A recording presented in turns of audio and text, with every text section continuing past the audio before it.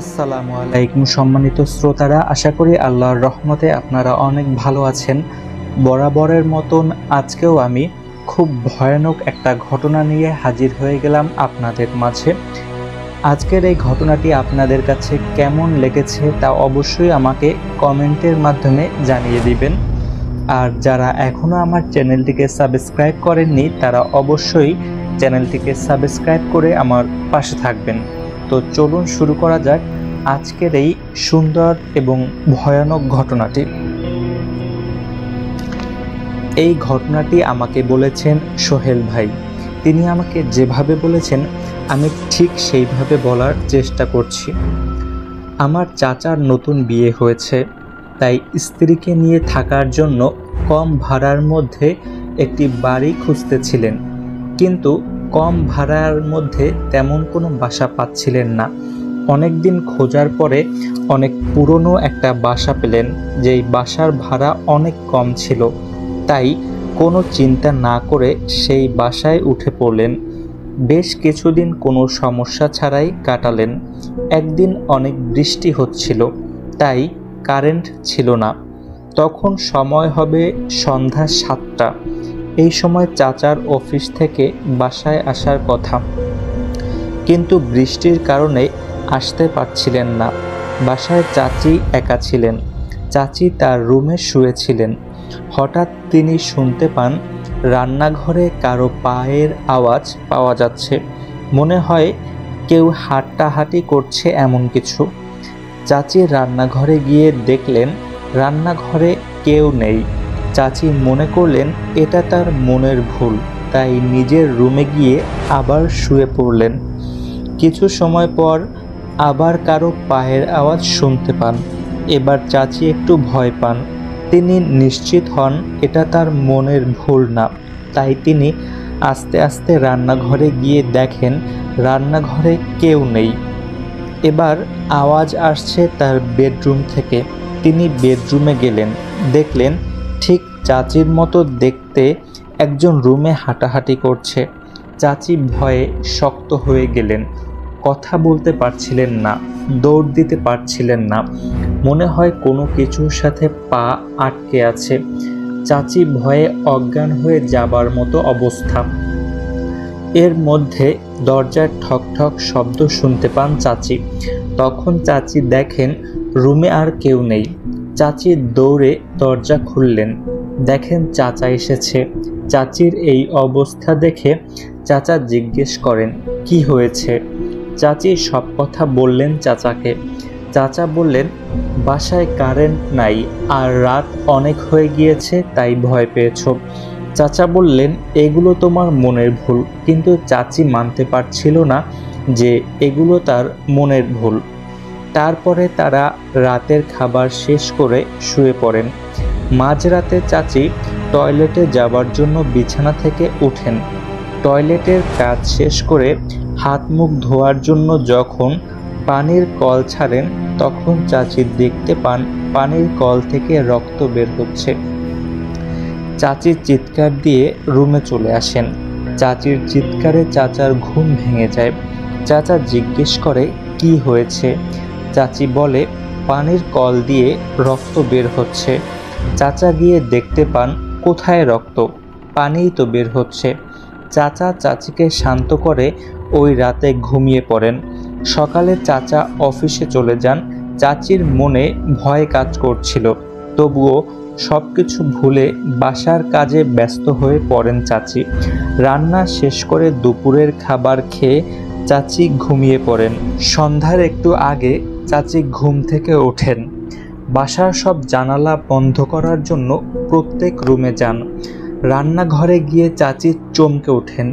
দুপুরে যে মাছ রান্না করেছিল পাতিলে তার এক টুকরো মাছও নেই। চাচি ভাবতে থাকেন বিড়াল এসেছিল নাকি, কিন্তু বিড়াল আসলে তো পাতিল থেকে ঢাকনা সরিয়ে তারপরে খাবে, কিন্তু পাতিল তো ঢাকাই আছে। চাচি চিন্তা করতে করতে রান্নাঘরের জানালা বন্ধ করে রুমে চলে আসেন। ওই দিন কারেন্ট ছিল, তাই চাচি টিভি ছেড়ে বসেছিলেন, টিভি দেখতেছিলেন। হঠাৎ করেই বাসার সব বাতি জ্বলতে নিভতে শুরু করে। তারপরেই সব বাতি টিভি বন্ধ হয়ে যায়। চাচি ভাবলেন কারেন্ট চলে গিয়েছে।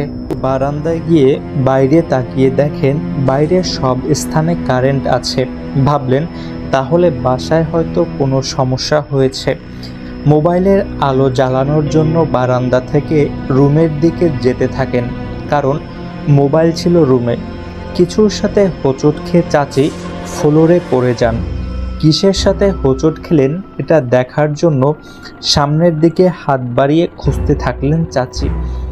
হাতে ঠান্ডা কিছু অনুভব করলেন। হাত দিয়ে ভালোভাবে দেখে অনুমান করলেন এটা ঠান্ডা কোনো মানুষের শরীর, তবে অনেক লম্বা আর মোটা একটা মানুষ।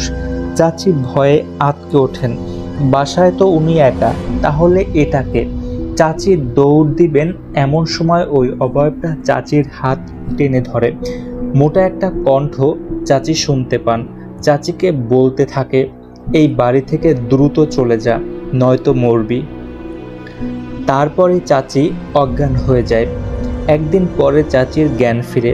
চাচি দেখতে পায় তিনি বিছানায় শুয়ে আছে, চাচা পাশে বসা।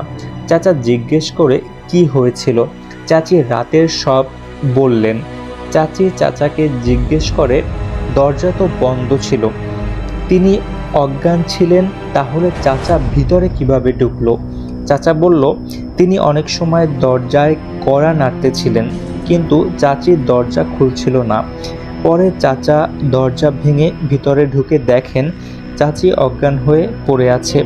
চাচা তখন সন্দেহ করেন বাড়িতে হয়তো খারাপ কিছুর উপস্থিতি আছে, তা না হলে তার স্ত্রীর ভয়ে অজ্ঞান হবার কথা নয়।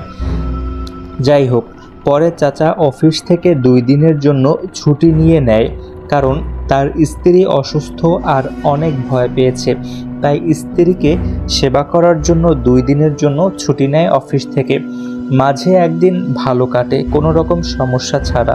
একদিন পরে চাচা চাচি রাতের খাবার খেয়ে শুয়ে পড়লেন। চাচি ঘুমিয়ে পড়েছে, কিন্তু চাচা তখনও ঘুমায়নি, চোখ বন্ধ করে শুয়ে আছে। চাচার মনে হলো রুমে অন্য কেউ আছে, অন্য কারো উপস্থিতি আছে। তাই চোখ খুললেন, দেখলেন কোনো একটা ছায়া রুম থেকে বের হয়ে গেল। চাচা ভাবলেন মনের ভুল, আবার চোখ বন্ধ করে ঘুমানোর চেষ্টা করছেন। তখন তিনি শব্দ পান ওয়াশরুমের পানির কল কেউ ছেড়ে দিয়েছে। তিনি ভাবতে থাকলেন, আরে আমার স্ত্রী আমার পাশে ঘুমানো, পানির কল কে ছাড়লো? বিছানা থেকে উঠে ওয়াশরুমের কাছে যেতে থাকেন পানির কল বন্ধ করার জন্য। ওয়াশরুমের কাছে যেতেই দেখেন পানির কল বন্ধ হয়ে গিয়েছে। তিনি অবাক হয়ে ভাবতে থাকেন বাসায় কি হচ্ছে।